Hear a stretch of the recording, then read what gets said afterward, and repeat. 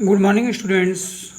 In the previous classes, we have discussed about the accounting treatment and calculation of goodwill. In this video, today we have discussed about the accounting treatment of reserve and accumulated profit when there is changes in profit share ratio of exiting partner. मतलब कि जो भी हमारे reserve होते थे अब उनको जो है पार्टनर्स के बीच में कैसे बांटा जाएगा उसको देखना है. Okay, there are two cases. First one, reserve and accumulated profit are transfer to the partners capital account. Case one है ना. तो जब हमारा प्रॉफिट शेयर रेशियो चेंज होता है तब जो भी हमारी बुक फर्म के बुक में रिज़र्व, प्रॉफिट एंड लॉसेस या एक्युमुलेशन, ये सब चीज़ें जो भी रिमेन रहती हैं उसको पार्टनर्स के कैपिटल अकाउंट में इनके ओल्ड रेशियो में ही ट्रांसफ़र किया जाता है. क्योंकि जो हमारा बदलाव है उसके बाद तो कोई प्रॉफिट है नहीं, वह उसके पहले का प्रॉफिट है या रिज़र्व है या जो भी चीज़ें हैं, ठीक है, तो वह उनके उसी रेशियो में ही बांटी जाएंगी इन द ओल्ड रेशियो. अब देखते हैं हम लोग पहले फॉर द इनको ट्रांसफ़र करने के लिए कुछ एंट्री की जाएंगी. लाइक एज फर्स्ट जो है for transfer of reserve and accumulated profit. तो हमारे पाने वाले कौन हैं? पार्टनर्स. डिस्ट्रीब्यूट क्या हो रहा है? जो भी हमारे रिजर्व हैं. ठीक है, देखते पहले reserve account debit, profit and loss account debit, workman compensation account debit, investment fluctuation account debit to old partners. Next है, ये तो पहला हुआ हमारा प्रॉफिट को ट्रांसफ़र करने के लिए. लेकिन दूसरी बात और होती है जब लॉस हो, ठीक है, तो जो है उसमें मैं old partners capital account debit to profit and loss account to deferred revenue and expenditures account. अब इसी बात में इलस्ट्रेशन देखते हैं कि एक्स वाई जेड पार्टनर्स हैं. Their share ratio is 4:3:2. 1 April 2017 से they have decided to share their profit equally. अब उन कुछ बुक की कुछ वैल्यू शो कर रही हैं. देखते हैं जैसे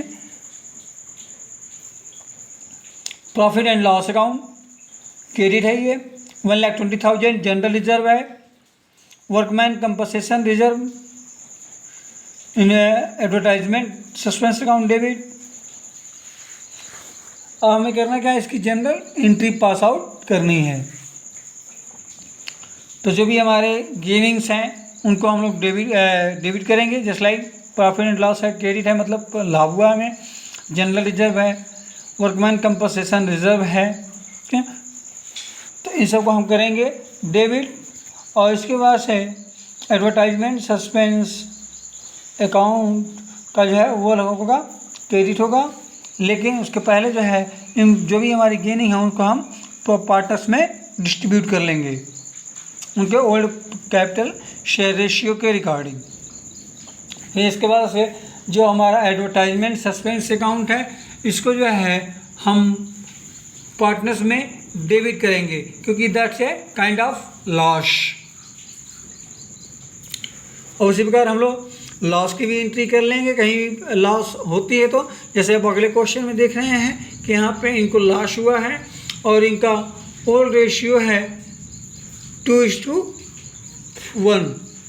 यहाँ पे 60,000 का लॉस हुआ है तो इनको हम उसी रेशियो में बांट लेंगे.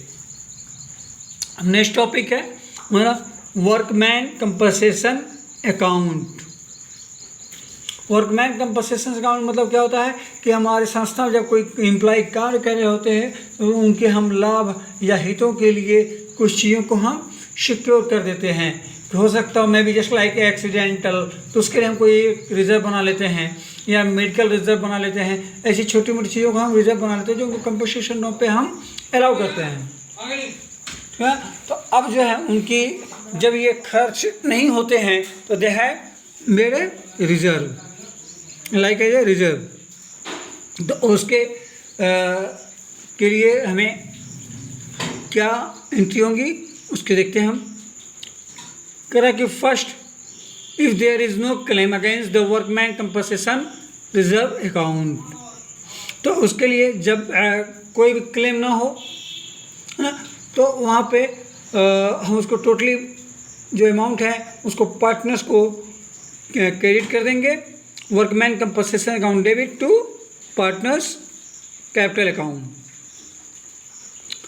अगर है कि सेकेंड में कि अगर जो हमारा क्लेम है वह कंपनसेशन से लोअर हो, if the claim for workman compensation is lower than the amount of workman compensation reserve, ना कल उससे कम हो, तो जो भी हमारी एक्चुअली होती है, इस लाइक मान लीजिए हमने 1 लाख का हमारा वर्कमैन कंपनसेशन रिजर्व है और उसमें से 60,000 के क्लेम हुए, तो जो क्लेम हुए हैं उनको हम करेंगे क्रेडिट, क्योंकि उससे हमारा वर्कमैन कंपनसेशन घट रहा है ना।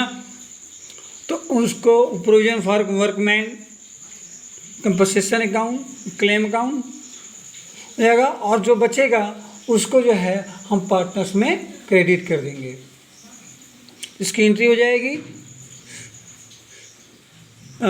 Workman compensation account debit reserve to provision for workman compensation claim to partners capital account.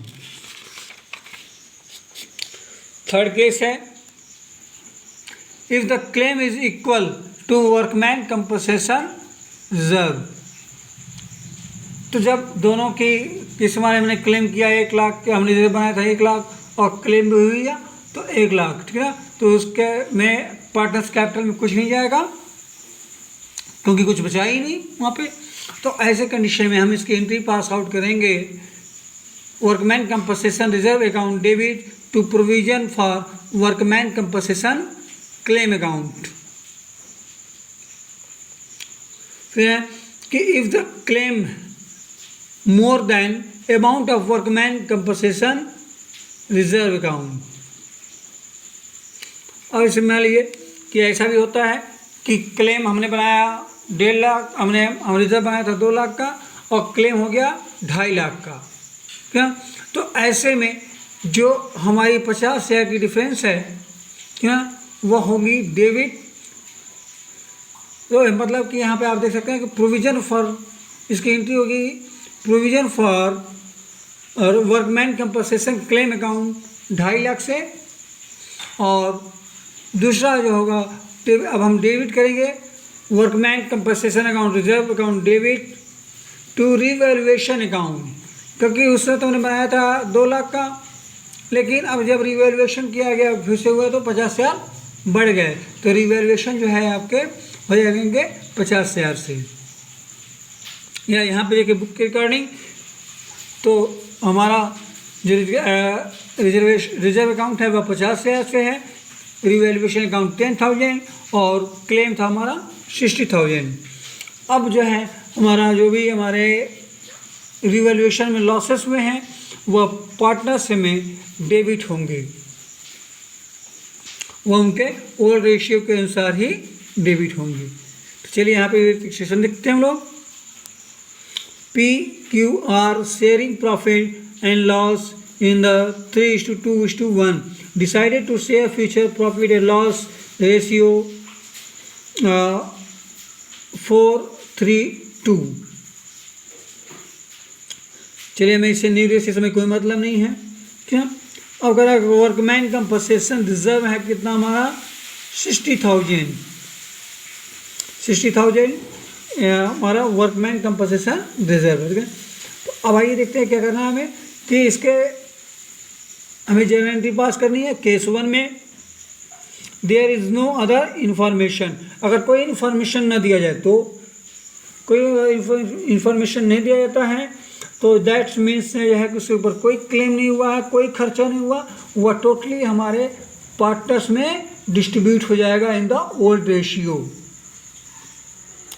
तो देखिए इसकी एंट्री हो जाएगी, workman compensation reserve account debit 60,000 to partners capital PQR, उनके जो है कि ओल्ड रेशियो में ये डिस्ट्रीब्यूट हो जाएगी।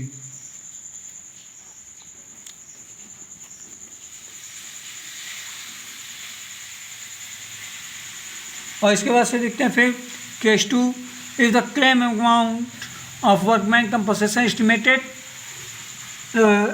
24,000। अब कह रहा है कि उसकी 24,000 है, क्लेम है, ठीक है ना। हमारे पास कंपनसेशन जो कितना है 60,000, तो इसकी एंट्री हो जाएगी workman compensation reserve account debit to provision for workman claim, क्योंकि यहाँ पे क्लेम हुआ है कम और वह उससे कम है, 24,000 की क्लेम हुई है। अब बाकी जो भी हमारी रिमेनिंग अमाउंट्स हैं वह हम पार्टनर्स के ओल्ड शेयर रेशियो में डिस्ट्रीब्यूट कर देंगे। फिर थर्ड करा है if the claim of amount workman compensation is estimated at 60,000, तो जब हमारा यहाँ पे 60,000 है और क्लेम भी 60,000 है और रिजर्व भी हमारा 60,000 है, तो इसको हम इसकी एंट्री कर देंगे workman compensation reserve account debit to provision for workman compensation claim account, क्योंकि यहाँ पे नो प्रॉफिट नो गेन, तो जितना हमने रिजर्व किया उतना वह क्लेम में चला गया। और देखते हैं लास्ट है if the claim of accounts workman compensation estimated 75,000, तो इसकी दो एंट्री होगी। पहला तो जो हमारी रिवैल्यूएशन होगी उसको निकाला जाएगा, ठीक है। देखिए workman compensation reserve account debit 60,000, ठीक है, और जबकि हमारा क्लेम कितने का हुआ है 75,000, तो हमारा जो भी डिफरेंस बचता है वो आएगा रिवैल्यूएशन अकाउंट में। Revaluation account debit 15,000 to provision for workman compensation claim 75,000। अब जो 15,000 बचा है उसको हम लोग पार्टनर्स के ओल्ड शेयर रेशियो में डेबिट करेंगे, हो जाएगा partners capital account debit to revaluation account.